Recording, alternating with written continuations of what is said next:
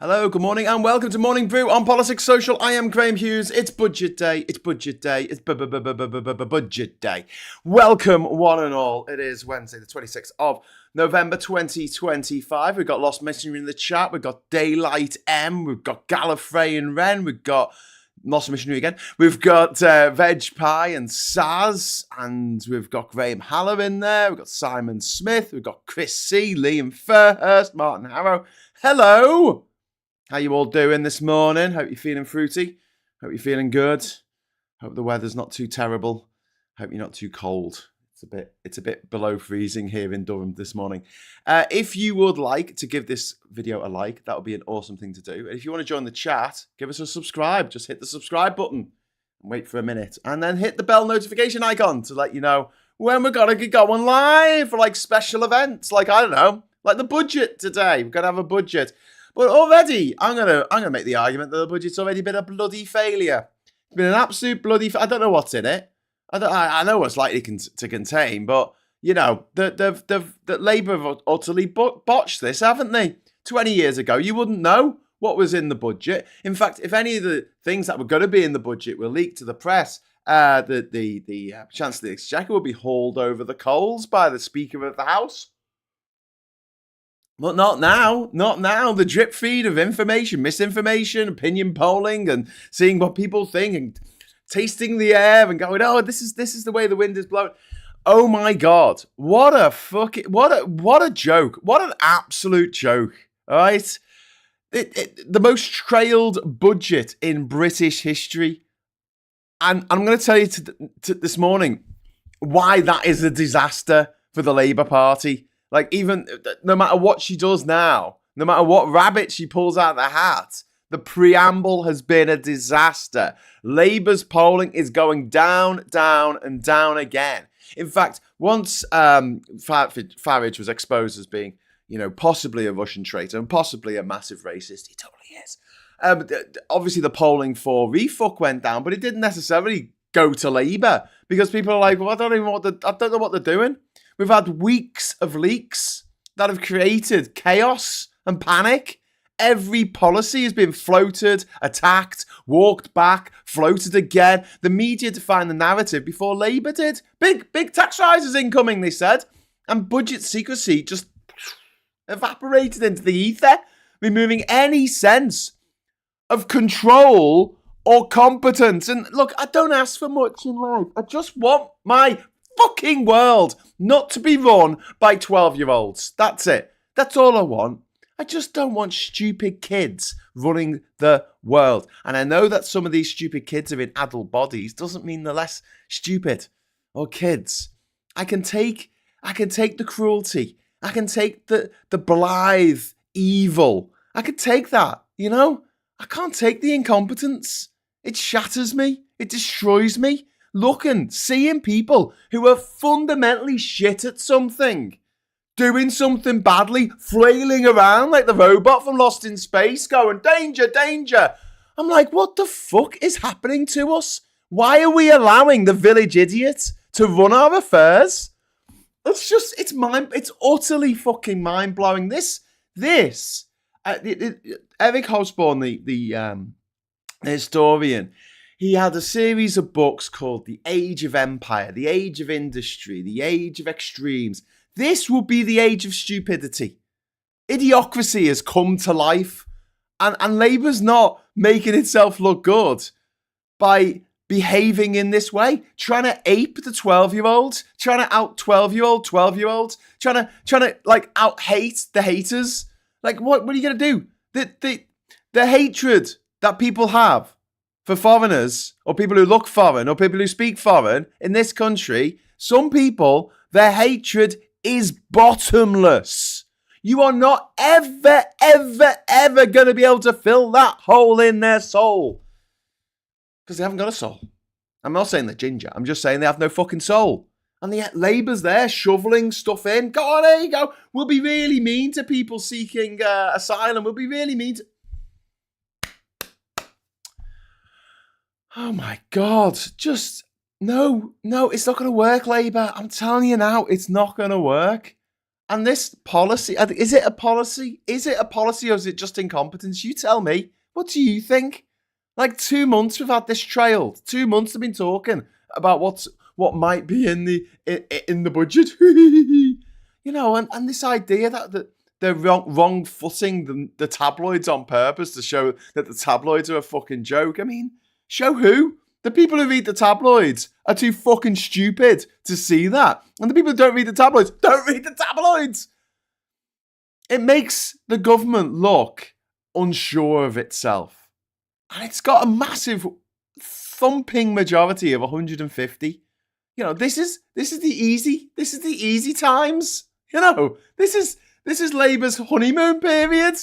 Can you believe it? Does that sound like a joke when I say it to you now? This is their honeymoon period. You wouldn't think it though, would you? Voters now expect pain before hearing a single positive measure. And the Reeves' line of like fair and necessary choices already been undermined. She promised not to return to austerity while preparing for cuts. We don't know what the cut's going to be. But also she's going to be putting taxes up for people. I mean, I think that we should have a mansion tax on people whose property is worth over £2 million. That's still, the voters here, fair and necessary, and just say you're going to be paying more. And the line sounds defensive, signaling trouble before she even speaks. What is wrong with Labour? Why can't they just go, we're doing this boss stuff. Look at all this boss stuff I'm doing. Like, treat it like a job interview. Don't say anything negative. Treat it like a date. Don't say anything negative. Don't harp on about your fucking ex all the time. That's what Labour do when they go, the Tories did this, the Tories did that. Not interested, mate. That chapter's closed. It's over. Stop blaming everything on the fucking Tories. They're gone. They're out of here. Tell me what you're going to do. Be positive. Yes, it's boosterism. Yes, I don't give a fuck. You're trying to get the markets to respond in a positive way, okay? Here's a little hint for you, dickheads, right, Labour? Right, try and be positive. If you're a bit positive, the fucking markets might behave in a positive fucking way. I'm not talking about some hairy-fairy fucking positive mental attitude. I'm saying, yeah, we are looking forward to growing the economy and explaining how it's going to grow and the investment that you're going to get. Bang on about that. Not, oh, God, the finances are in such a state. Imagine you go on a date and the person who you're on the date with, all they do is talk about their previous relationship the whole time. They don't mention anything else. Oh, God, they did me wrong. They did. Oh. Would you go on a second date? Would you fuck? Don't say anything negative. But here they are going, oh, the economy's awful. Oh, we're going to have to raise taxes. Oh, we're going to have to cut spending. Oh, we're going to... And, this narrative of being boxed in by your own rules is just fucking ridiculous. It's like people love making rules for themselves, don't they? You've met these people. I mean, you might be one of them yourself who just tells people what they don't do. Please tell me what your rules are. Go on. I'll sit and listen and wait while you tell me, all the movies that you don't watch and all the music you don't listen to and all the places you don't go and all. Great, cool, fantastic. Do you know what? If you're down at the pub with your mates and having a bit of a bleep, that's fine. But if you're on a date or a job interview, don't fucking do that. Don't just give them a list of things you don't do. You don't turn up with a job interview and they go, okay, so do you want this job? And they, yeah, but I can't do plumbing. I can't do it. I can't do electrics either. I just don't know where to start. I can't lay a course of bricks. I just don't know how to do that. I couldn't do that if I tried. I can't drive a HGV. I can't drive a bus. You sit there, for half an hour, your job interview, just telling them the things you got. I can't fly a jumbo jet. Do you know what? If someone put me in charge of a space shuttle, I wouldn't know what to do. Okay, yeah, but you're not applying for a job to fly the fucking space shuttle, mate. I wish people could just take a step back and just go, hang on. What does this situation need? What does it need? Does it need us to say, we're going to have to make things shit. You're going to have to make things shit before we can make them better. Yeah, no, you don't say that. Just take a leaf out of Trump's book. Take a leaf out of Boris Johnson's book. Fundamentally flawed human beings who keep winning elections. They won a referendum, won an election, won a general election. They win. They win. Why do they win when they're so horrible and shit and useless and crap? Because they just keep positive. They're just like talking about fucking Peppa Pig land or whatever the fuck it is Trump talks about. Going, yeah, everything's going to be great. We're going to have peace in the Middle East. We're going to have peace in fucking Ukraine. We're going to have all these poor people having to flee South Africa because of all the racism. Oh yeah, that's all the racism. Yeah, after all those years of apartheid. No, racism towards white people. All right, okay, yeah. What? Man, and then, they bring them over and they get photo ops with them all, positive. Woof, yeah, let's be positive. But now she's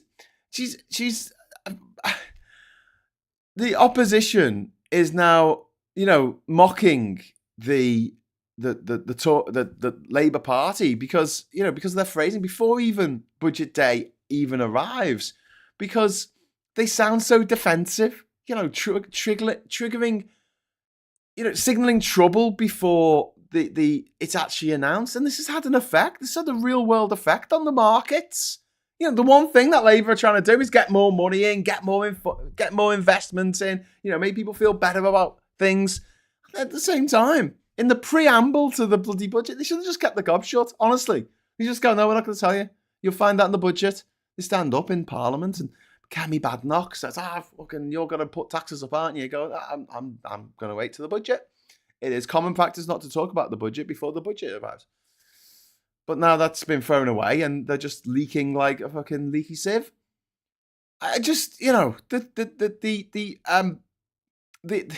Reeves seems to be legislating right now from the point of view of being scared of the markets, not a vision for the future of this country.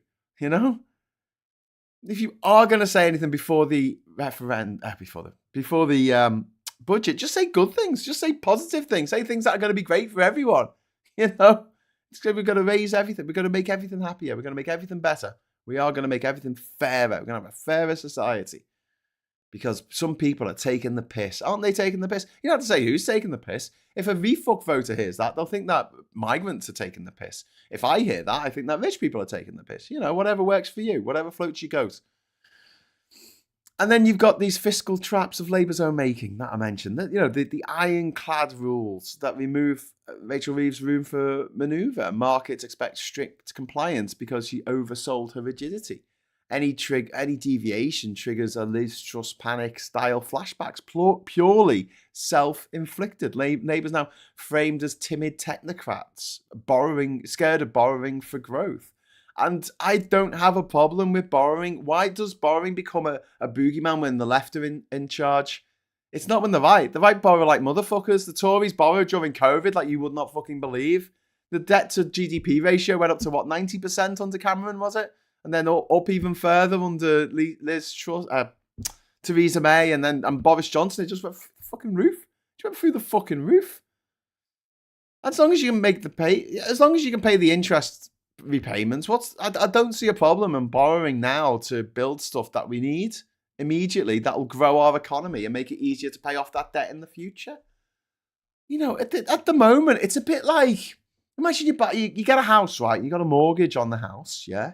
And you got to pay that mortgage, but you're like, no, I don't want to take a mortgage out for the entire house. I just want it for half the house. And you're like, but it would make more sense to take a mortgage out for the entire house. Yeah, but what I'll do is I won't do that. I'll just make loads of money, and that'll pay off the rest of the house instantly. Okay. Where are you gonna get the money from? Are you gonna work for that? No. Okay. Because I need the money to be able to work. Jesus Christ. This sounds like a vicious circle, doesn't it? So should we get the investment in? Should we get the money in? Should we get the borrowing? Should we get that in, right? And build the infrastructure that we need to allow every single man, woman, child, donkey, goat, chicken to work in this country. That can work to work. But the facilities aren't there at the moment. We don't have the infrastructure. We have a crumbling motorway system that doesn't fucking work. We have a rail system that it's crumbling and doesn't fucking work because half of it was ripped up in the 1960s by the Tories because it was a threat to their motorways. We've got public transport in local areas that cost more than you get for working for half an hour. It takes half an hour to get into work on the bus, and it costs you half an hour's worth of work. So there you go. There's a half hour work that you've done getting into work that you've had to pay for out your own pocket. Your employer doesn't have to pay for that for some reason. And then you the first half hour you are working in your job, in your minimum wage job, you're paying off the cost of getting into fucking work. How does that work? How does that work? And then you got the fact that the public are kind of hearing we can't fix things because a numbers on a spreadsheet say no. The computer says no. And I don't know if I can explain to the people who don't understand this how frustrating that is, how annoying, how aggravating it is just have people just go no. And you're like, why? Oh, because computer says no. I know that's a comedy sketch, but you're like, okay, yeah, but why? Because it says no. That's not a reason. That's like what a parent says to a kid when they're exasperated with them, and the kid says, "Why can't I do this?" And you say, "Because I said so." That is the ultimate kind of like get out at it for a parent who just can't be arsed anymore. Because I said so. Why are you doing these things to Rachel? Oh, because I said so. Why have you got these rules? Because I made them up. Okay, so we're not even going to address the fact that we could be earning as a country £100 billion more a year. That's 40 billion going to the exchequer more every year if we rejoin the single market. Can we not even talk about? No, we can't even mention it. Red lines. We can't talk about it. We can't mention it. La la la la la. I can't hear you. I mean, this creates absolutely no excitement, no hope. I mean, come on, give us something.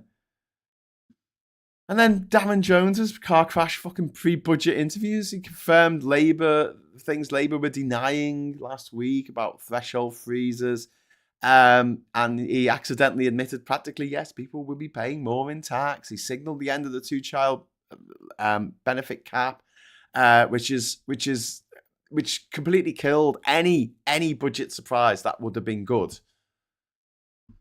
And also the fact that the getting rid of the two-child cap isn't actually popular with voters, which is maddening. But some people are twats. What can I say? But yeah, the sort of the defense of Reeves from Darren came across as sort of patronising and panicked and sounding. It's not for me to judge, he said, which just sounds evasive and weak. And he's publicly contradicted Reeves' previous statement on threshold freezers. So we've had this thing where we're going to freeze the threshold. No, we're not. We're going to freeze until. No, we're not going to freeze them. We are going to freeze them. We're going to freeze them until 2030. Are we actually going to do that? I don't know. And they also did this about income tax rise. We're going to raise income tax. Are you? Okay. No, we're not. Oh, no, we are, but only on the higher rate. Are you going to do that? No, we're not going to do that now. I mean, what the fuck? Like, seriously, what the? Bane Legends! Thank you very much for the £5 super chat. The right can have red lines over Europe. We can't about throwing vulnerable people under the bus, apparently. The weakness sickens me, to be honest. Yeah, that's a really good point. There's no red line about throwing vulnerable people under the bus. That's my red line. There you go. That's a good red line to have, I think. And what I'm going to do before I forget, is I'm going to be doing a lot of streaming today. A lot of streaming. So, if you want to put 50p in the idiot, what you can do, and get yourself some confetti, what you can do is you can... Oh, good. The actual... what's it called? The emojis that I want were just there. I didn't have to search for the emojis.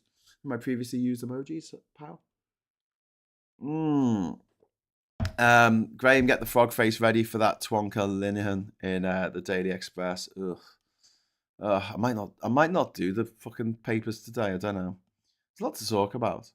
But yeah, let's talk about the threshold freeze. This is self-inflicting, messaging nightmare. A self-inflicted messaging nightmare.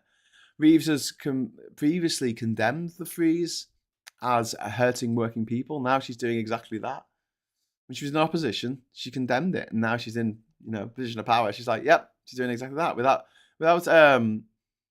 I don't know. I don't think it's without justification because we do need to put up taxes, especially on people who are earning more. But, she's not done it with a compelling justification. And Tories are calling it a manifesto breach before it's even announced. Labour can't explain why fiscal drag is acceptable. The public sees it as political trickery, raising taxes without raising taxes. And the opposition are going to hammer Labour over this for months. And then you got the two-child cap circus that Labour refused to comment for months. Then they'll scrap it, then backpedaled, and then Darren Jones has basically confirmed it this morning. And you got mixed signals from the left and the right of the party. If they scrap it, the critics call it a U-turn. If they don't scrap it, the critics will call it betrayal. They can't win. They can't win. They shouldn't have mentioned it. And then just got a surprise to get rid of the two-child cap. Look, I just put it as part of the budget halfway through his fucking sentence. And then the people who really, really wanted it would be dead excited. And the people who think that it's a bad idea to get rid of it won't even fucking notice. You made a big thing about it now. You hadn't made a big thing about it. We wouldn't be talking about it. But Labour's managed to annoy everyone before the policy was even fucking announced.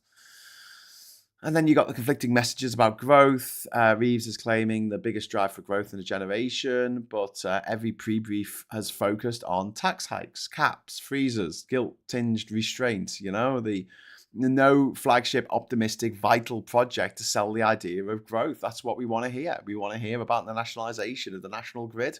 We want to hear about the nationalisation of the trains, how that is going. We've got half of them back under public ownership, how that's all going to work, and how that's going to bring in loads more money for the exchequer rather than bringing it in for fucking tax shareholders. The tone is technocratic doom. We love investment, but rules. And this the growth messaging has been drowned out by tax anxiety for weeks now, and Labour just doesn't look like it's a vibrant party. It looks like it's full of infighting. It looks like it's indecisive. Incompetence and indecisiveness is not something I want to see from any government. Well, maybe from the right wing, because I don't want them to actually be competent, because then they'll actually do even horribler things. But with Labour, all I wanted was a competent government. That's all I wanted. I just wanted a competent government. Was that too much to ask? Someone could actually do stuff, get shit done. GSD, get shit done. And brag about it. Get people on side. Get people excited about the stuff they were doing, about the stuff they were building, about the way they were helping out everyday people in everyday life. But no, it's just the opposite of that. They've driven everyone away. They've driven away the left of the party because they've been, aping the Tories and refuck on immigration. And they're getting rid of the right of the party by, U-turning on stuff all the time and being so fucking indecisive. I just, yeah. And the tax bombshell stories, they landed before Labour had a chance to rebut them. I mean, they couldn't even say, no, we're not talking about the budget. That option was taken out of their hands because they kept talking about the budget and what was going to be in it, kept leaking stuff to see what the public mood was. What did they think the public mood was going to be on fucking raising income tax? What did they think it was going to be? Have they not met people? How would you feel about paying more tax? Oh, fuck that. Okay. Wow. All right. Ivan, thank you very much for the £10 super chat. Hi, Graham. Just letting you know, I'll be watching PMQs and the budget on Parliament Live TV, but no doubt you'll be receiving my feedback about the budget at some point afterwards. Oh, thanks very much for the super chat there, Ivan. Shame you can't be with us for the PMQs and the budget, but yeah, I do get a bit sweary, so I get that. So yeah. The Tory bombshell, the Tory tax bombshell, the Tories are going to be calling it Labour's tax bombshell. And Kemi Badenoch is demanding that Reeves admit they're going to raise tax before budget day. And, the fiscal drag now being blamed on Labour rather than inherited from the Tories. It's that narrative is working, it's all Labour's fault now. It's all Labour's fault. And to be fair, I don't want to be fair to the Tories, but to be realistic, yeah, at this point, 18 months in almost into their being in government, I mean, I hate Trump. I fucking hate him. He's a fucking gobshite. Okay, he's only been in power since January, and you can't deny he's done a lot of stuff. He's done a lot of awful stuff. He's bad. people detained. He's killed a lot of people. He's knocked down half the fucking White House. He's triggered market meltdowns, market booms. He's stolen all his money from cryptocurrency things and NFTs and bullshit and crypto coins.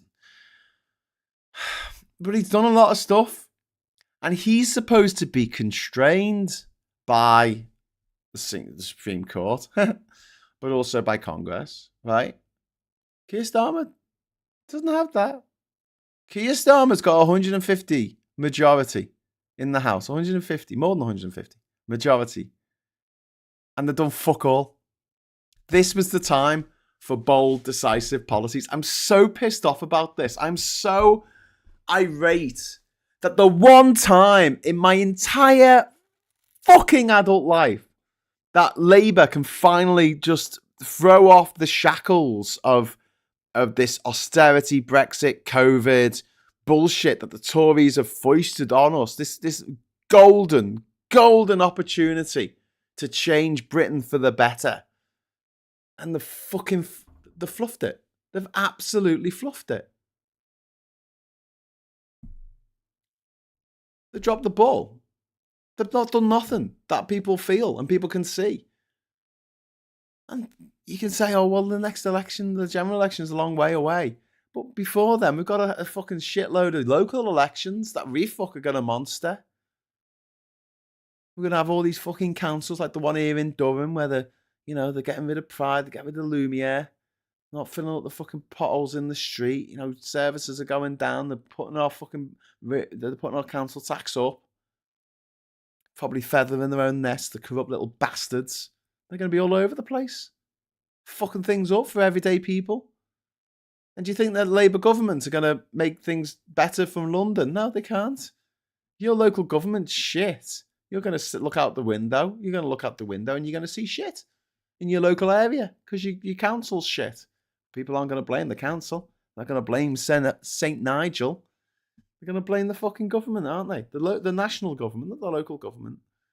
Labour are fucked. And they're fucked themselves by not being bold, by not being decisive, by not being competent, by not being able to do comms properly. Doing comms like a bunch of fucking sixth formers printing out a fucking student magazine. What the fuck are they playing at? What the Keep on having to put things out and then they retract them and apologise. They put things out to get people to vote for Labour and then they retract them and apologise. They've got a YouTube channel that's just fucking adverts for Labour. Why would you skip adverts on YouTube? YouTube adverts are there to fucking skip. Would you go on a fucking channel that was just selling you carpets? Just some guy in a big carpet warehouse going, hi, I'm Jeff from Carpet Warehouse. Come and buy my carpet. Lovely carpets. Deep pile carpets. Come and get your carpets. Why would you click on that? So when you have a video of Keir Starmer who's not even as fucking charismatic as the guy from fucking Carpet Warehouse, who's going, well, you see, the thing is that we're doing this stuff and it's really exciting. It's just such exciting things that we're doing, yes. And then you want to vote for Labour because we're putting things right. And oh my God, sorry, I fell asleep doing an impression of fucking Starmer. Never mind having to listen to him. Mate, I'm sorry. I'm so aggravated by this. I'm so aggravated by the fact that Labour could have changed things so much for the better. So much for the better. Veg Pie, thank you very much for the £2 super chat. Would Annalise Dodds have made a better Chancellor? I don't know. All things being equal, I don't know if Rachel Reeves is a bad Chancellor. I don't. She might not be. But the Labour machine, whoever the fuck is advising them, it's we know who's advising. Whoever's advising them wants fucking, shooting into the moon. What the fuck are they playing at? What are they doing? They've got all this power and they're just squandering it. You're supposed to defeat the Sith, not join them. Ms. Paula Thomas, thank you very much. A member of Catherine Levitt, it's Caroline Levitt, isn't it? Trump's press secretary family has been arrested by ICE. No, really? What? Really? Really? Really? I'm gonna have to look this up. Caroline Levitt, ICE detains relative of press house secretary. What? What? Caroline Levitt. Yeah. She has not yet publicly commented on her relative's arrest, while other family members have launched a GoFundMe page. Oh my God. Immigration and Customs Enforcement have detained one of White House Press Secretary Caroline Levitt's relatives as the Trump administration's immigration crackdown continues. Bruna Caroline Ferretia is the mother of Levitt's brother's son and was detained. The mother of Levitt's brother's son. Oh, right. So basically her sister-in-law, I guess. But they're not married, I guess. She's a criminal alien, illegal alien from Brazil who's accused of staying on an expired tourist visa since 1999. Wow. Oh, wow. According to spokesperson,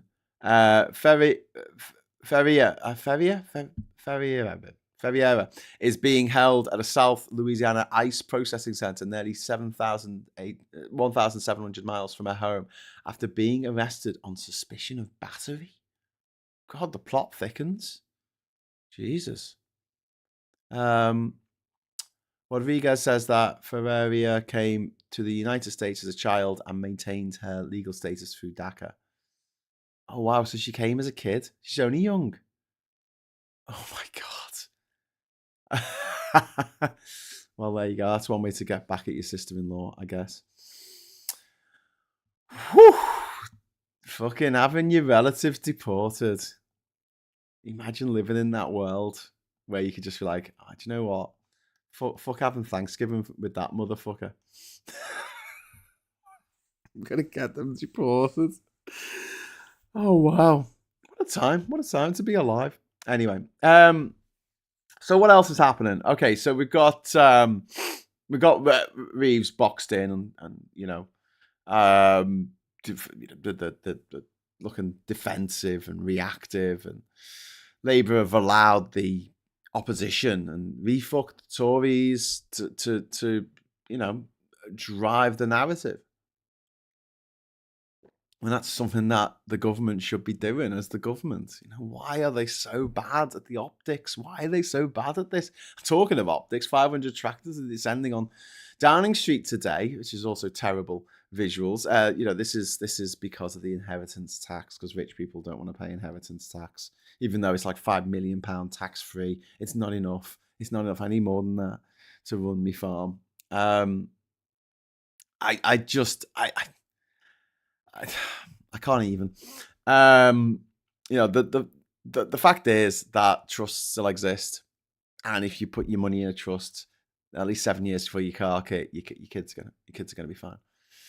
They're gonna get all the money because it's been in a trust. They haven't gone after that yet. But there was a loophole that said that if you own loads of land, you didn't have to pay inheritance tax. So a lot of people like Dyson and the Duke of Westminster and the who's that funny faced gobshite? Jeremy Clarkson actually admitted that he bought his farm in order to avoid his kids having to pay inheritance tax on his vast fortune that he made from the public broadcaster, the BBC. Yeah. And yeah, just there's but the headlines write themselves, don't they? Budget day begins in chaos. And look, I'm not talking about what is actually in the budget at the moment. I will go on to talk about what might be in there, but we can only speculate until we actually know, right? But I'm just about the preamble and why it matters politically that they fuck this up so badly. Because voters judge competence by execution, not by fucking spreadsheets. Labour's made this look messy, hesitant, and confused. You don't want to look hesitant. if we're in a crisis situation, and we very much are in the world at the moment, with the climate crisis, with the economic crisis, with the Brexit crisis, with the rise of the far right crisis, with the orange fucking nightmare in the White House, or what's left of the White House crisis, all these crises coming at the same time, the one thing that we don't want is the people in charge to look hesitant. We want them to look bold. We want them to look decisive. That's why Zach Polanski's doing so fucking well, because and what's his podcast called? Bold Politics. Yeah, being bold. And it's easy for like the Labour to say, oh, well, it's all right for you, Zach, because you don't have to actually govern. You can just come out with these policies without actually having to do them. The irony there being, like, Labour could fucking do this shit. Labour could do this shit. They have a massive majority. They want to do some of the maddest left-wing shit since the creation of the NHS. They could do it. And they would get all their fucking Labour Party fucking MPs on board. They would. You might lose a few on the far right of Labour, the so-called blue Labour twats. You might lose them, but there's a lot more red Labour than there is blue Labour. They just are. They just fucking are. You want to get that through? You can get it through. And Ivan, thank you very much. I know some people think it's been the right political strategy, but the speculation of the budget has been way over the top and it's caused more harm than good. Yeah, I agree. But Labour's done this. Look, if this was just the Tories and the press going on about the fucking budget with Labour keeping stum, I'd be like, yeah, okay, Labour's played blinder. Just keep stum and then hit us with it, right? Fine. If that's your strategy, cool. But the strategy has been like so fucking half-baked and half-arsed, and they should have had this in advance. They're like the spreadsheets, right? So make a spreadsheet. Have week 1, week 2, week 3, or whatever, minus, counting down to D-Day or B-Day, right, today. Counting down to B-Day. You have what you're going to leak to the press. And you don't backtrack on any of it. You tell them this is likely to be in there. That's likely to be in there. Soften the blow for tax rises, but also get people excited about good stuff that might be in there, But don't go back on it. If that's going to be your policy, if you are going to leak stuff to the press, to whoever, don't fucking go back on it. What the fuck? Don't leak it and go, oh, actually, no. And then have another leak saying, oh, we're not going to do that. No, just terrible comms. Terrible fucking comms. God's sake. Urbane Legends, thank you very much for the £5 super chat. A budget could be positive. We will be starting this big program. We'll be investing in, etc. But it's always for about 10,000 people in the city. Yes, Urbane Legends. It could be positive. And they could have had a structure for releasing this information. If that's what they wanted to do, I don't think that was a good idea. But if that's really what they wanted to do, they should have had each day, they were going to release a little bit of a rumour about one extra thing that was definitely going to be in the budget. But they say it might be in the budget, but it was definitely going to be in there. And no walkbacks. No fucking walkbacks. No U-turns. No changing your minds. This is no time for indecision. I don't know anyone who isn't frustrated by the indecision of others. We're from a generation, a lot of us, who went to Blockbuster Video and had to stand there for a fucking hour with a mate who was like, oh, seen that one, don't want to watch that, seen that one, don't want to watch that. I used to make a fucking list of films, right? This is how sad I am, right? I was going to say how sad I was, but I'll make a list of films I want to see. That was it. And I'd go to Blockbuster with the list and I'll be like, this is my list of films. And if they had one of the films that I wanted to see, I'd be like, right, getting that. That's it. End of, If I had been indecisive during the Odyssey expedition to every country in the world, I wouldn't have finished it. I had to be decisive. Things went wrong all the fucking time. I lost stuff. I got on the wrong fucking bus. I went the wrong way. I did this thing, and I had to make a decision there and then. Something, the transport I was expecting didn't turn up. Okay, plan B. That didn't turn up. Plan C. Okay, I had to make fucking decisions every fucking day on the road, on my own. Decisions where, actually, I was putting my life on the line in some cases because if I made the wrong fucking decision, I could end up in a fucking ditch somewhere off the side of the road. I had to be decisive. And that got me through. Trump, I fucking hate him. I hate him so much. But, when he says he's going to do something, he fucking does it. I mean, he might backpedal a bit on his on his tariffs because he always chickens out. But the fact remains, he puts the tariffs on in the first place. He says, right, we're doing this. No preamble. Going to do this. Knocks down the White House. Going to do this. He doesn't ask for permission. He just fucking does it. And people like it. So imagine how much people would like it if Labour were decisive and just did shit without waiting to wibble about it for, months in advance, saying, oh, maybe we'll do it, maybe we won't do it, maybe we'll do it, maybe we won't do it. Oh, I can't decide, maybe we will. Oh, we have to make a decision at some point. Okay, we'll make a decision in 2 months' time. And we all wait for the fucking decision. Oh, that's fun, isn't it? Isn't it fun waiting for someone else's fucking decision? But imagine if Labour were just like, right, bang, we've done it. Yep, we've just nationalised the railways. The actual tracks, right? They're all nationalised anyway, the rolling stock. We have nationalised the rolling stock of all the trains. We've just done it.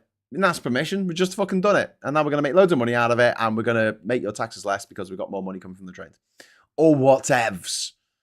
Oh, why can't we invest in someone else's train system and squeeze money out of them to subsidise our transport? But imagine if they were decisive as the gobshite Trump, right? In just fucking doing stuff. Oh, I've got this peace plan for Ukraine, apparently. 28 point plan. He just came out. No preamble. It just appeared. There you go. That's done now. Whereas Labour's like big preamble and then indecision. Contrast that. Imagine how people would react if Labour were decisive with really positive shit and they did amazing stuff. And people were like, fucking hell, they actually did it. You know those things that annoy you in just daily life? Fucking, if Labour just fucking sorted that out. I've got an issue at the moment. I don't want to bore you to death. But first of all, I'll acknowledge the super chats. Thank you very much. Miss Paula Thomas. Oddly, Starmer has done well on foreign policy. Yeah, I think he has. I think he's playing the blinder on foreign policy, to be honest with you, so far. And then Scott Walton, Dev, thank you very much for the £10 super chat. Labour should just tell everyone life is great, ignore all the evidence, works for Donald. Yeah. I know you're being facetious, but it does work for him. It does fucking work. How much better are things under Labour? Because people have got goldfish fucking memories. They don't remember 2 years ago. But they remember things were a bit shit under COVID, So play on that. Play on the fact that, you're getting stuff done and here's a thing that we've done and it's amazing. It doesn't matter how shit or small it is. Just tell people. I'm having a problem at the moment because I had a Sainsbury's credit card, right? At Sainsbury's Bank. And Sainsbury's Bank have now been bought by NatWest. So they've gone to NatWest, right? Sadly. And it means that I can't access my app anymore, right? And this was 2 months ago. My app just stopped working. My Sainsbury's Bank app stopped working. And I've had to spend 2 hours so far on 3 separate phone calls to fucking NatWest to try and get my account set up. They send you an account number, which I've got, and they send you a code, like a PIN code, which I've got. Neither of them work. They just don't work. I get an error message. I get like an X error message. It's not that I've put it in wrong.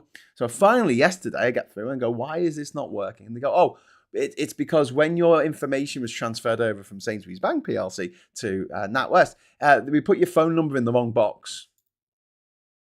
Okay, cool. Right, fine. Okay. Can you sort that out for me? Yeah. Okay. Can you get my app working? No, you've got to wait 3 working days and then you might get this thing through the post or you might not. But in the meantime, don't try and log on because that will trigger another message to come through the post. Can you just text it to me? No, because your phone number's in the wrong box. Did I put it in there? No. Did I vote to fucking get bought by fucking NatWest? No. Okay, so where's the government fucking policy that says that I've wasted all this fucking time getting in touch with you for something that you fucked up? Where's my compensation? That's it. Automatic compensation. That's what Labour should bring in. Automatic compensation. And what we do is, right, every minute we wait on the phone to talk to these motherfuckers, right? I suppose it's not the fault of the people answering the phone. I'm very polite and nice to them because it's not their fault. But every minute we wait on the phone to get through to these banks, when it's their fuck up, they have to pay us £1. There you go. No, actually, fuck that. £100. £100 for every minute on the phone that I have to wait. So if they keep me waiting for half an hour on fucking hold to get through to them, for them to tell me that they fucked up, and that's why I can't access my account, for 2 months. I think that should be. I think they should have to pay me £3,000. I think that's fair, isn't it? Take your Coots bank account and stick it up your arse. Anyway, this is Labour on easy mode. What are they going to be like when things get hard? This is Labour with 150 fucking seat majority. The communications are just turning fucking good policies into bad politics. It's quite remarkable how this dithering and changing of minds and U-turns, and it comes across as chaos. And people don't like chaos. People like certainty. One of the reasons why Brexit was so fucking damaging for so long is because for 4 years after the fucking referendum, we argued, the country argued amongst itself whether we were actually going to do it or not, or whether it was going to happen, whether it was going to be a hard Brexit, whether it was going to be a soft Brexit, if we were going to stay a part of the customs union or the single market, or have alignment of what's it called? Of regulation, regulatory alignment. Whether we got to do all that shit, right, or not. And it wasn't just you and me who were like, I don't know what the future fucking holds. Am I going to be able to stay in the country? Am I going to be able to continue to work in the EU? The answer is no. Farage's kids can still work in the EU. Just really shit, right? I know people who've got a pretty good job, right? And part of their job is they work from home. And part of that is that they are allowed to work normally for like 2 weeks in another country, right? As long as, they log on at the right time or whatever, right? I think it's 2 weeks a year. It used to be that if you worked from home for particular companies, I know this wasn't across the board, but you could work from anywhere in the EU. You could literally work from anywhere in the EU. Now you can't. And I don't think... you work for a British company, you're dialing in, you're coming in on Zoom. It's not like you have to be in an office. And now you can't. Farage's kids can. How shit is that? How really shit is that? Just taking that away from people. But yeah, I mean, heaven forfend, the government put an extra fucking tax band on properties worth over £2 million. And the people ringing up James O'Brien to say, oh, James, it's awful. They're taxing these properties. And he's like said to all of them, do you have a property that's worth over £2 million? No.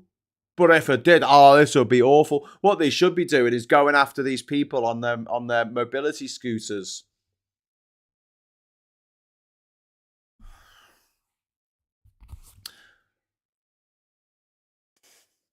Yeah, because the Tories didn't cut the fucking meat off the bone to the fucking that till there was nothing left. Really. So let's talk a little bit about the actual budget itself. There is a beeping noise. Why is there a beeping noise? I think it's a vehicle outside, maybe reversing. I hope it's a vehicle outside reversing. If that's a beeping noise in the room, it would be quite concerning. I don't like alarms going off while I'm working. Yeah, so let's talk about the budget itself, right? So the preamble, fucking disaster, fucking 0 out of 10. I have notes. Let's see what we think it will contain. Extended income tax threshold freeze until 2030. This means that if you earn a bit more money and you go over the threshold, you'll have to pay more tax on the money that you earn over that threshold. I'm not too arsed about this. I don't see why threshold should go up anyway. Just fuck it. I'm being selfish here because I don't earn enough to hit any kind of threshold. So, it was a truck kind of trying to go down the road. Ivan, thank you very much for the £5 super chat. By far the worst and chaos and incompetence for me was the Tories with COVID. Yep. I mean, what Labour are doing at the moment is giving me fucking flashbacks, mate. I'm sorry, it just is like it just looks like fucking chaos. Looks like they don't know what they're doing. I hate that. I hate incompetence. I fucking hate incompetence. I hate it when I'm in a situation where I'm watching someone doing something badly that I could do better myself. That's why I get wound up in fucking modern art galleries. I'm like, it's a shit idea, poorly executed. What can I say? 6 months, says Ms. Paula Thomas, who has been a member of this channel for 6 months. Thank you so much for being so awesome. You're the best. Thank you. Thank you, Paula. If you at home would like to join this channel, become a member, all you need to do is hit the big juicy join button under this video and you can become a member. You get a little rose after your name, like Martin Harrow and Paula, and Lost Missionary has a little rose after their name if you'd like a little rose. And also you get your name in the credits when I update them. And also you get access to the Politics Social Discord server. Can't say further than that. Anyway, so what will it contain? Tax thresholds, freezing, expansion of the sugar tax to milkshakes and lattes, which is sad because my milkshake brings all the boys to the yard and they're like, it's better than yours. Damn right. I could teach you, but I'd have to charge, said the bull. Anyway, local authority power to introduce tourist taxes, which we already have. Anyway, we have tourist taxes in Manchester and Liverpool now. Higher taxes on homes worth over 2 million, this mansion tax. The new EV price, road pricing, approximately 3 pence per mile. Selfishly, I'm like, well, as someone who drives an electric vehicle, that's a bit shit. But at the same time, I do understand that they're not getting the usual tax that they get from the fuel that we're not using. So it's fair enough. You know, we have to pay for the wear and tear of the roads. I'm not going to cry myself to sleep about that one. Cap on salary sacrifice pension contributions. This is going to affect quite a few people who are sort of higher earners, not necessarily the highest earners, but people earning between 50,000 and 100,000 a year who put money into ISAs, and the previous cap was like 20,000. That's going to go down to 12,000 a year, interest-free ISA. And then you've got toughened rules on gambling taxation, which is going to be fucking brilliant. That should be the headline of all this. They're going to tax gambling and these motherfuckers who make money out of human fucking stupidity, greed, and misery. And failure to accommodate statistics. Like, humans are really shit with statistics. Politicians know this, and this is why they juggle statistics. They just come up with bullshit statistics all the fucking time because they know they can get away with it, don't they? Gillian Hope, thank you very much for the £10 super chat. Will there be any surprises today? What do you think, lovely peeps? Ooh, so let Gillian know in the chat what surprises might be in there. I'm hoping they're going to announce an inquiry into Russian interference in British politics that winds up with Farage going to jail. Hey! Oh, and Martin's taking us over the line with a £2 super chat. We now have 10 out of 10. We've hit the goal for this morning. Thank you so much to everyone who's contributed. And now I will release the confetti! The confetti! We did it! Yay! Woo, woo, woo, woo! Take that, algorithm. We don't need the algorithm on this channel because we have confetti! Oh, yes. If beer tax goes down, the brewery will pocket the difference. Yes. The only reason why beer is so fucking expensive is because of Farage's Brexit. Remember to tell people that when they're down the Wetherspoons. Tim Martin's Brexit made the pints in Wetherspoons like a £5 now. Well done, dickheads. Yeah, so minimum wage is being raised to £12.31, I think. That's already confirmed. And then you've got the there's a reference to cutting NHS waiting lists through investments, which I've got a bit of trepidation about that because that sounds like the private PFI, is it? PFI, private finance initiatives, whatever, the public-private finance initiatives that Labour brought in the under the Blair administration, which wasn't the best of ideas. And there's going to be the commitment to staying within her own rules. But this is what it's like. That's what it's probably definitely going to contain. What it's likely to contain, this is from strong signals from briefings, leaks, ministerial hints, scrapping or altering the 2-child benefit cap, tax changes to high-value pensions and loopholes, crackdown on corporate tax reliefs seen as inefficient, increases to taxes on property investors, stroke second homes, yes please, tweaks to ISA rules, which we've mentioned, the targeted housing investment packages, which to do with investment infrastructure and new builds, There's going to be possibly a waste reduction pledge in the public sector. Again, after 14 years of Tory fucking austerity, I don't know if there's anything left to fucking cut, Um, there's going to be announcements probably on energy bills. There might be a VAT cut on energy bills or regulatory tweaks. One of the things I would like to see is for our bills to be decoupled from gas. Apparently we can't do that because then the whole market will fall apart. But at the moment, the price that we pay for our electricity, the unit price, is based on the most expensive commodity, and that is used to make electricity. And the most expensive commodity that's used to make electricity in this country is gas because of the invasion of Ukraine. So you're paying more to heat your house because of Vladimir fucking Putin. And then all these knobheads are voting for Farage, who is Putin's right-hand man in the UK. He's his man in Havana. And Havana was in Dorset. And he is this is what's happening. This is what is happening.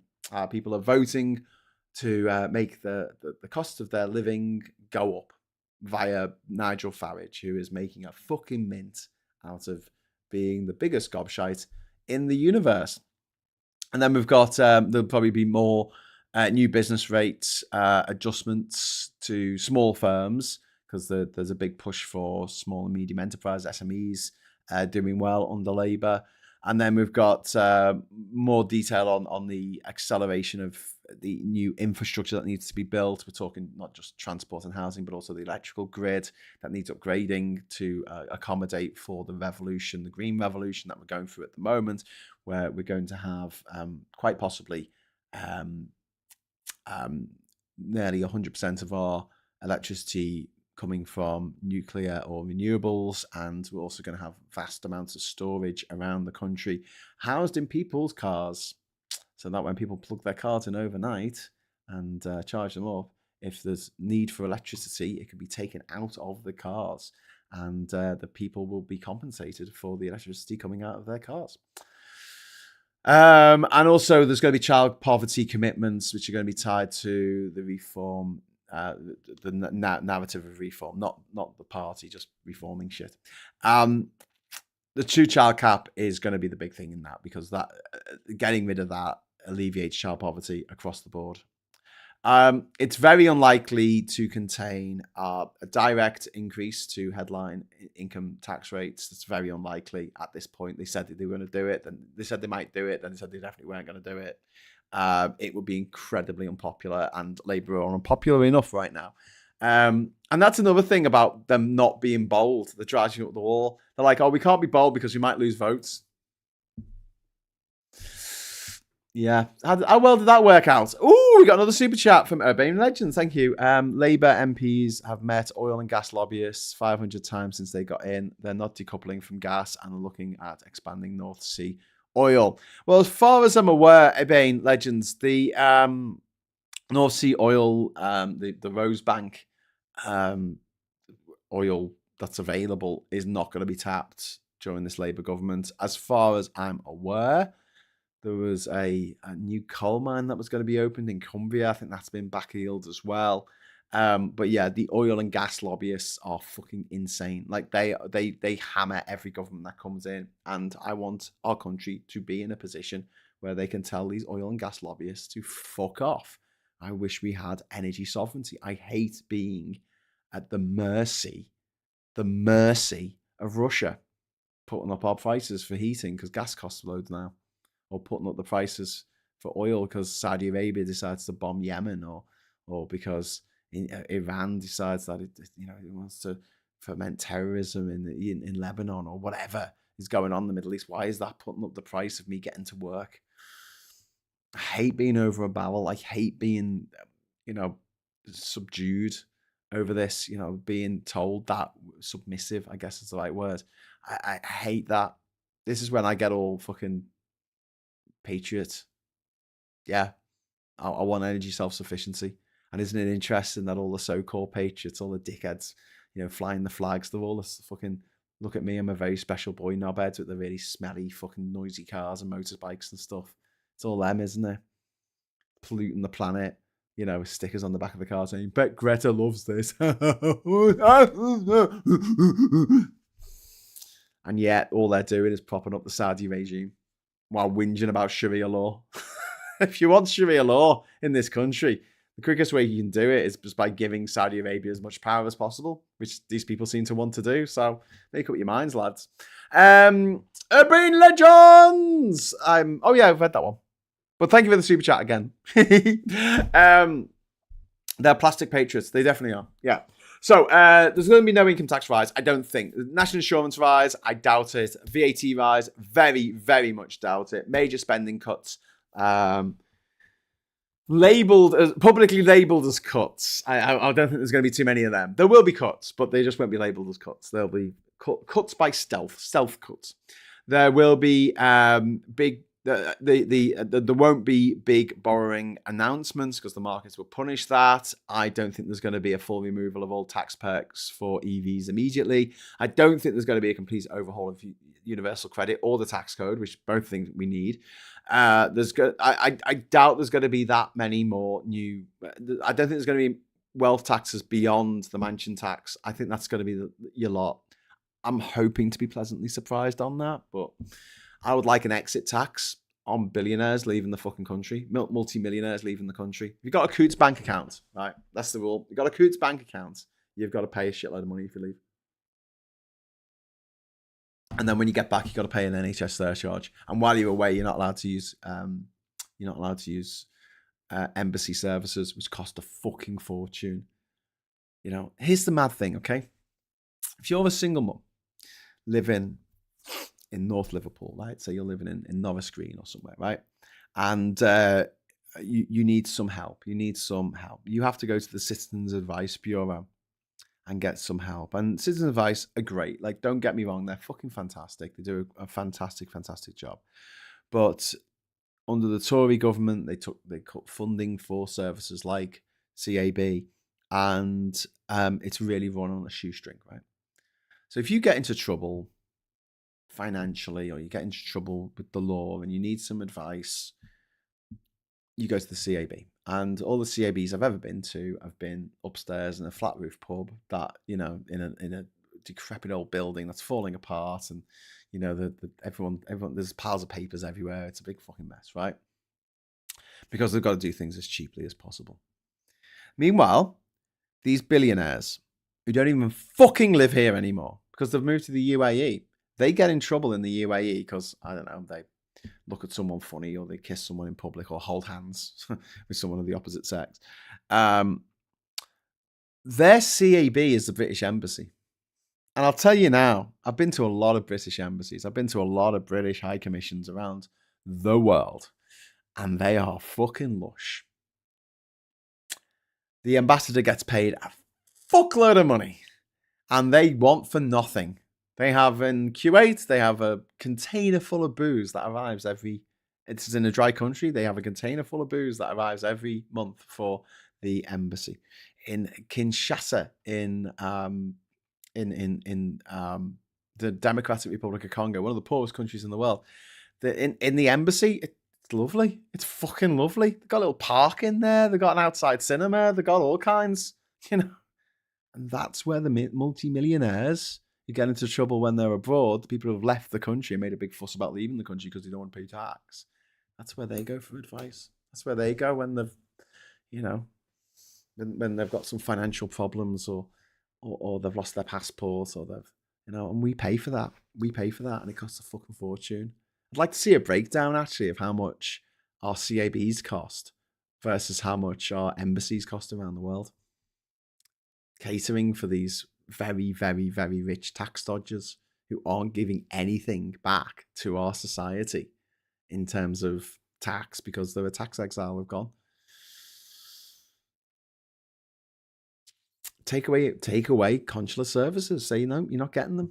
That's it. If you want help, come back to Britain and pay fucking tax. Pay your NHS surcharge for the next 5 years, 10 years, 20 years, 30 years, 40 years, until the day you fucking die. And then we're going to take half your money off your inheritance tax, you motherfucker. That's what you get. So you get it. You fuck with us, we'll fuck with you. Put traps in there. Get rid of loopholes. Put traps in. So when these billionaires try and use loopholes, it blows up in their face. They end up getting double taxed. There you go. That'll be fun. Oh, you tried to use a loophole, did you? Well, that's very interesting. We'll take twice as much. Do it. Just fucking do it. But yeah, it's very unlikely that there's going to be any regional income tax variations, which was mooted the idea that in different areas we could pay different amounts of tax. It was also mooted that we could pay different amounts for our energy bills in different parts of the country, which would really help out people in Scotland, because I find it ridiculous that Scottish people are paying more for their electricity than people in London, when Scotland's providing a lot of that electricity. London isn't. And it's very unlikely as well, unfortunately, that we're going to see some major green investment increases, which are going to be seen as too expensive under their stupid fucking financial fiscal rules. Let's just put in our red lines. And the annoying thing is, right, there's two things, right? Public transport, green investment, they both yield insane dividends. Like, they always give you a fantastic return on investment. Public transport, green infrastructure, green investment always makes money back. Always. More money than you put in. Always makes it back. Always. Like R&D, it's worth spending that money on research and development, because you will make it back.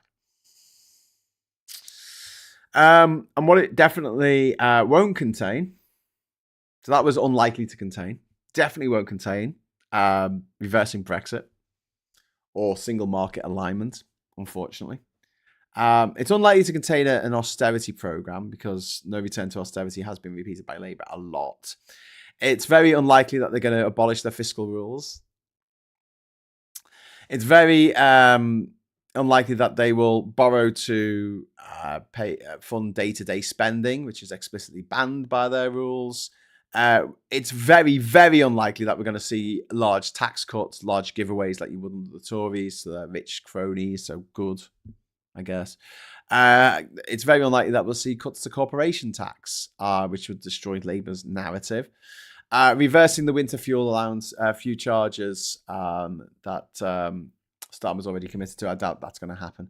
They're not going to abolish student loan interest, which is a regressive tax on people who can't afford to pay straight away.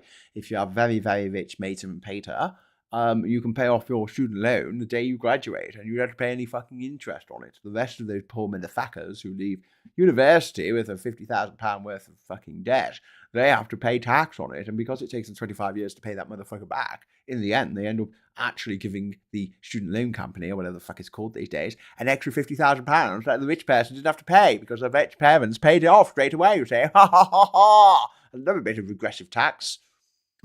Check out my new boots. Ivan, thank you very much for the £10 super chat. I would like fuel duty to still be frozen. I'm thinking of everyday people who drive. I want fossil fuel emissions stopped, but everyday people will be hit with an increase in fuel duty. I mean, but the increase in fuel duty, I mean, you hardly fucking notice it. The fuel is more likely to go up because Vladimir Putin or Mohammed bin Salman or Benjamin Netanyahu does something fucking horrible, or Trump does something horrible. Oh, they're going to invade my neighbor now. Take that, Venezuela. Take that, Palestine. Take that, Ukraine. And they make our prices go up. I think putting 2p on the price of petrol isn't that big a deal, to be honest with you. Especially if it's paying towards the road, because there's a myth that that road users pay everything that the roads, the cost of upkeep of the roads. They don't. They fucking don't.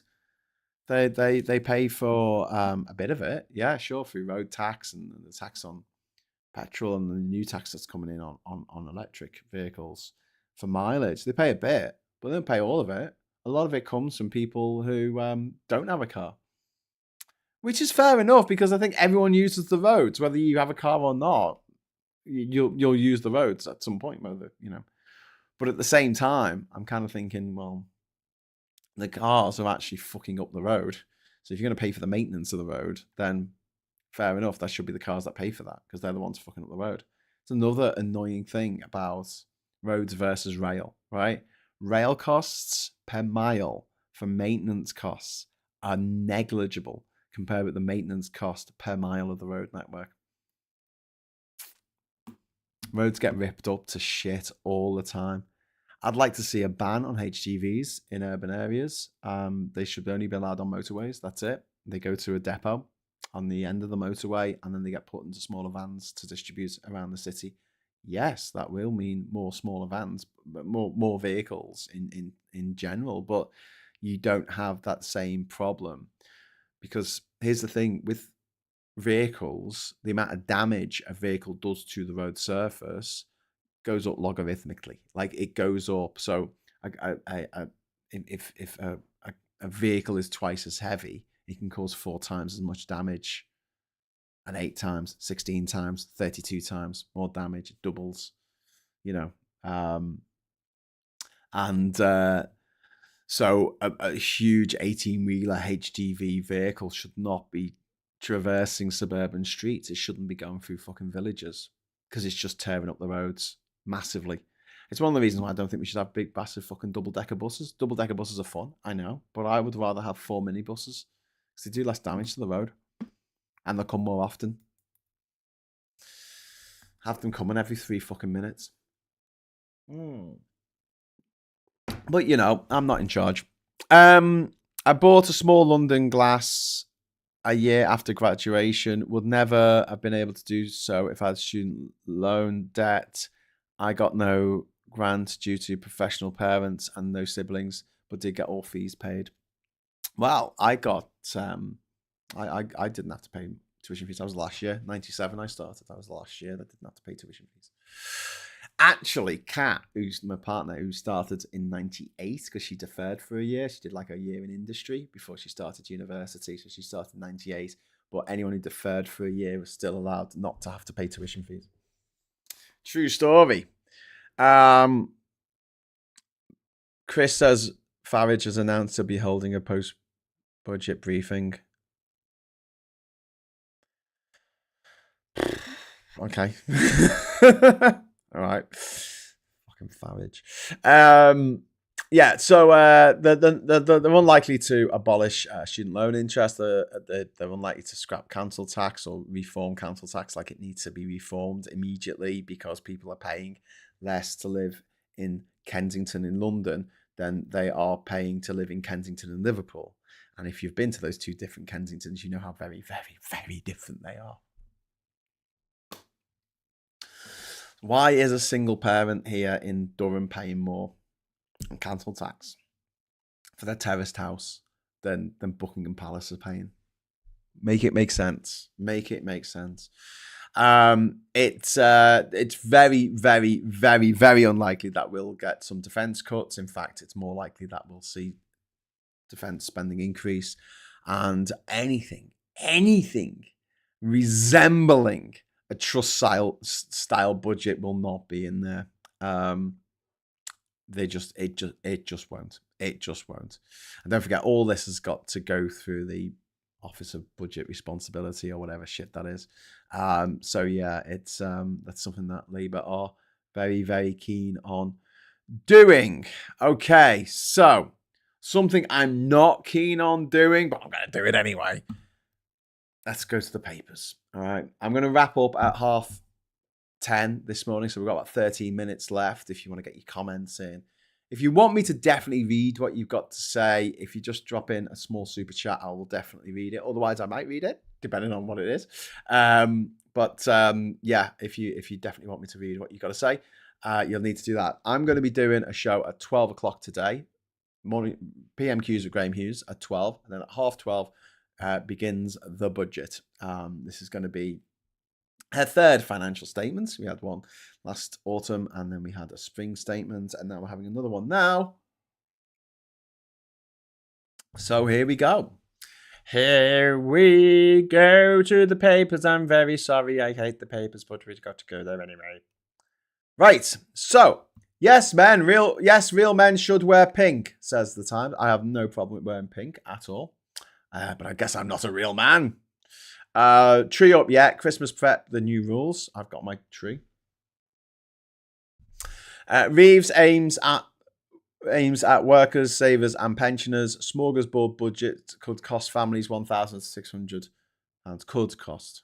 We don't know. We don't know. But it could cost them that much. We don't know. We're just making it up. Just pull a number out your ass. Do you know what it is costing families £1,600 a year? Brexit. Moving on. Ooh, Ivan, thank you very much for the super chat, my friend. Ooh, super chat. Yay. Farage would rather hold his own post-budget briefing to escape accountability and scrutiny with speaking in Parliament about it. Well, yeah. Martin says, Kenny in Liverpool is hilarious. Some really nice houses around the park, Newton Park, and London-based investors pay over the odds for them, but the place is a shithole. Yeah, Kenny is a bit unfortunate because I grew up in West Derby. The usual route I took to town, especially if you get the number 10, takes me through Kenny. Well, old Swan, Kenny. So yeah, I know it well. And do you know what? It's not that bad an area. I know I'm a bloke. I know I've got privilege. Yes, I understand all that. But back in the 90s, I used to go the crazy, like, at least twice a week on a Thursday and Saturday. Sometimes I go on a Wednesday, on a Friday as well. And I didn't have much money back then. I used to get paid £10 to work at my dad's shop on a Saturday all day. Get £10 for the day. And that would last me. I would make that last. That would get me into the crazy. Get me at least two cans of Red Strike because it was 2 for 1. And I'll just fucking walk home. I'd walk home, and that meant walking through Kenny. And I did it. I touch wood. Like up to this moment, I never got into any bother. Obviously, male privilege. I know. But the idea that this was like this really, really rough area of the city. 2:30 in the morning, everyone's gone to sleep. All the gangsters have gone to sleep. Thanks very much for that. Okay, so we're going to go back to the papers now. And we've got a picture of Sir Richard Branson and his wife, Joan, who died yesterday at the age of 80, which is really sad. They've been together for 50 years, and she passed away. I feel sorry for him. Over on the Mirror here, we've got Liam Payne with Simon Cowell. And Simon Cowell saying, you ask yourself, could I have done anything more? Do you think that's something that Farage ever thought about after the suicide of the pilot of the plane crash he was in? Do you think he ever thought, maybe I could have paid for some therapy for him because he obviously had PTSD. Maybe I could have given him some money to keep him going while the plane crash investigation took place because he couldn't actually work while that was going ahead. Maybe I could have helped him out. Do you reckon Farage ever, lies awake at night thinking what he could have done better?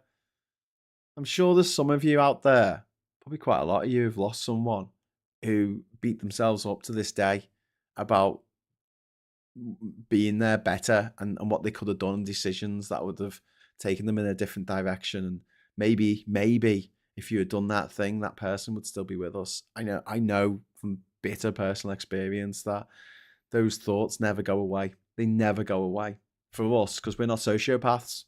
Nigel Farage, on the other hand, he couldn't give a fuck. He couldn't give a fuck, the dirty rat bastard. Anyway. Urbane Legends, you and me fell out over Croydon and Kenny, okay? What? I don't understand. What's wrong with Croydon? I've never been mugged in Croydon either. For the record. For the watch. Autumn budget vow. Help is at hand. Chancellor tells the Mirror there will be trouble ahead. But while there's moonlight and music and love and romance. No, that's not what she said.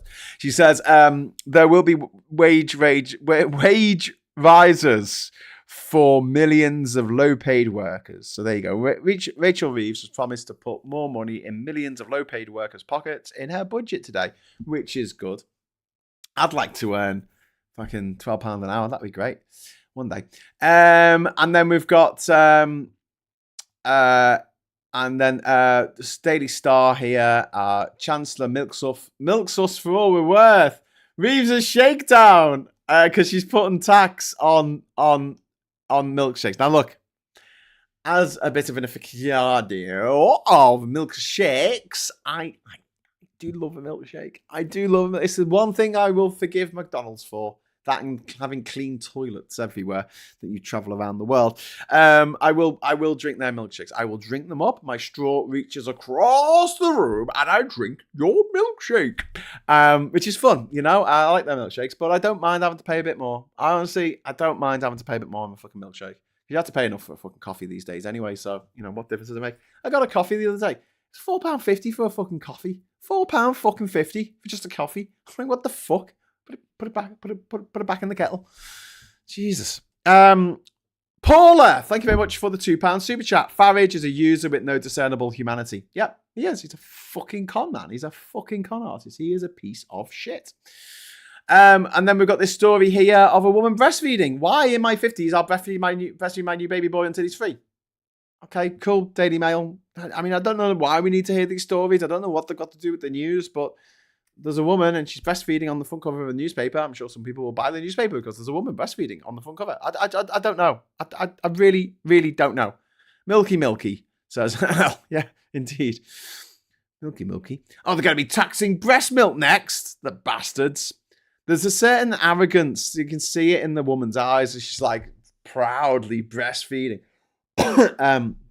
Which is kind of, I don't think it's helpful. I think it's quite damaging that women who can breastfeed are so, not all of them, but some of them are so militant about it and make women who can't breastfeed for whatever reason feel like shit. I really wish people would stop doing that because it's really out of order.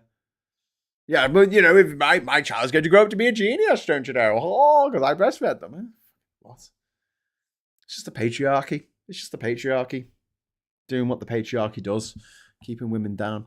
But yeah, I mean, if you breastfeed until the kid's 3, you probably won't get pregnant again. So, you know, contraception. Reeves faces chorus of condemnation for pricing young people out of work. It's the budget we've all been dreading. She talks of drive for growth, but bosses say 8.5% minimum wage hike for 18 to 20s is absolutely bonkers. So the wage hike is going to take the minimum wage for 18 to 20-year-olds. It's going to rise to, hold on to your genitalia, right? It's going to be £10.85. Fuck me, you could buy 2 lattes for that.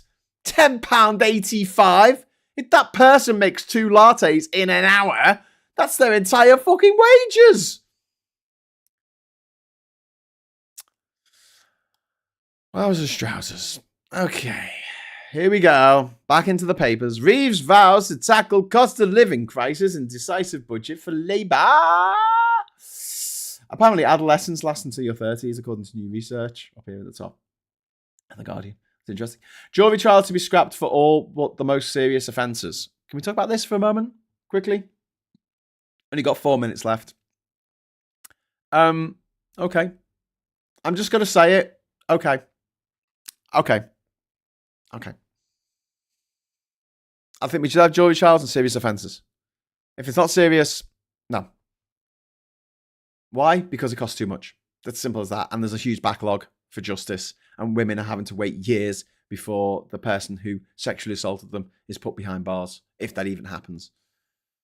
It's disgusting. It's disgraceful. Yeah. Unfortunately, you know, this is the shit sandwich that I've been handed by the Tory party. And yeah, I think I'm gonna vote yes on this one. Your mileage may vary. People might disagree with me. But, yeah. Anyway, Farage faces fresh racism allegations from former classmate. 3 more school contemporaries who claim to have witnessed Nigel Farage's alleged teenage racism have rejected the Refux leader's suggestion that it was banter, which was obviously coming. Why can't he apologise? Why can't he say, yeah, I fucked up. I was a kid. I was a stupid kid. And I said some horrible things. And I've been trying to be better all my life and try and distance myself from that person that I was. My brain wasn't fully formed yet. I was an idiot. He doesn't say that. He says it was banter. He said he never meant it in a hurtful way. Fucking hell. And then we've got Skinter is coming. That doesn't really work. Metro, work on your puns. That doesn't work. I'm not liking that. Skinter. Nah, mate. That's just shite. I'm sorry. That's not that good. I've got to say, just not that great. Yeah.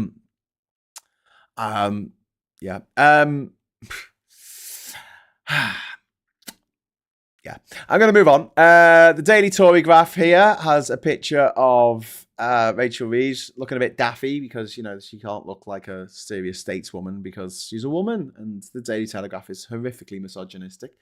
I And then jury trials scrapped for most crimes. Dirty dozen tax rises to hit middle-class families. Britain ready to put the boots on the ground in Ukraine. Peace deal. Jufrey family at war over Andrew payout. Rwanda worked better than one in, one out. Did it? Macron revamps army with national service. By the way, no one came over in a boat this week. No one's come over because the weather's been shit. No one's come over at all. Or maybe Labour's policy worked. I think it's more to do with the weather. But never mind, no one's talking about it, so let's ignore it. This disgusting Graham Linehan creep here. This fog-faced absolute gobshite. I'm sorry. I messed that up. Sorry, let me just move this. I normally do this offline, so you don't see me actually move it into place. There he is. I'm proud to have stood up to trans bullies. This is a guy who goes online bullying people all day, but apparently he's the victim. This is what people learn in private schools, like the one that Graham Linehan went to. Talking of private school, we've got Prince William there, who went to private school, being happy. It's the happy print. It's Happy William, the Prince of Hugs, it says underneath me.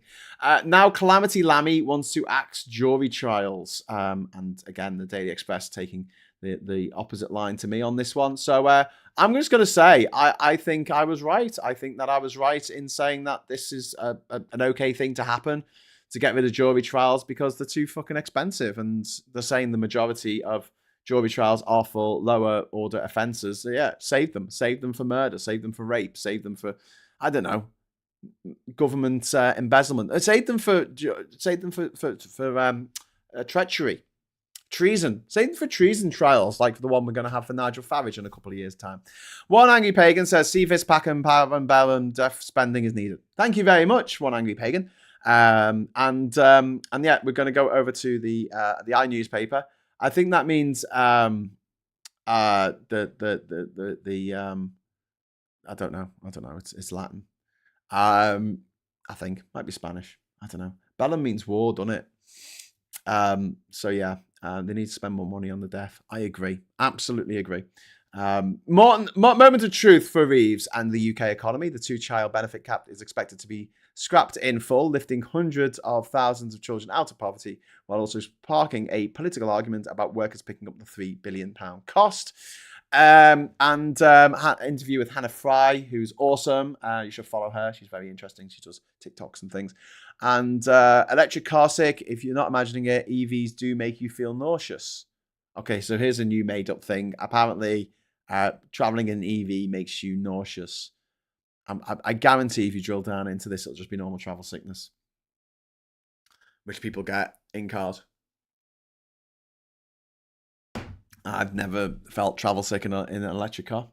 I just haven't. But yeah, apparently.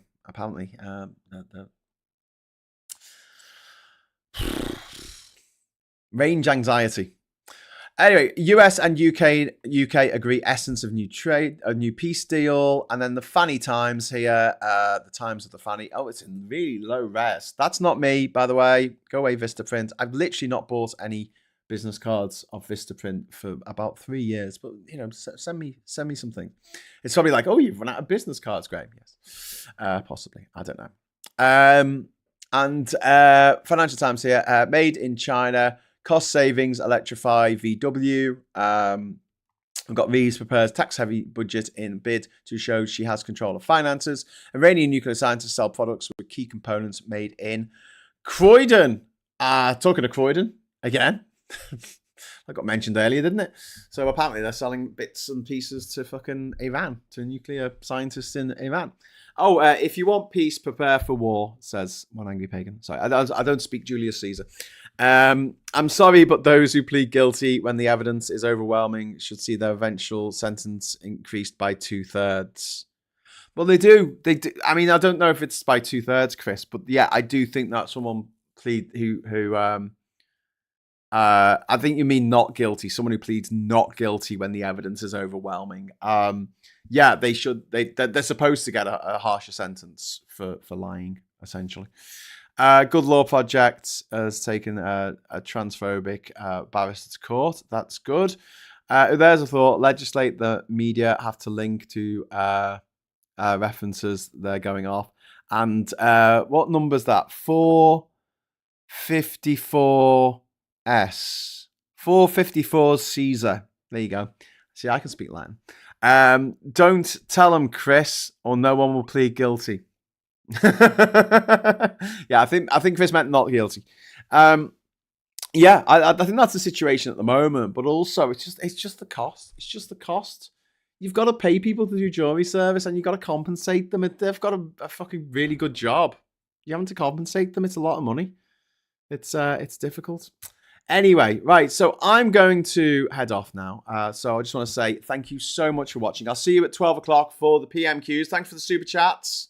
And until next time, I'll say hello, good evening, welcome, and goodbye.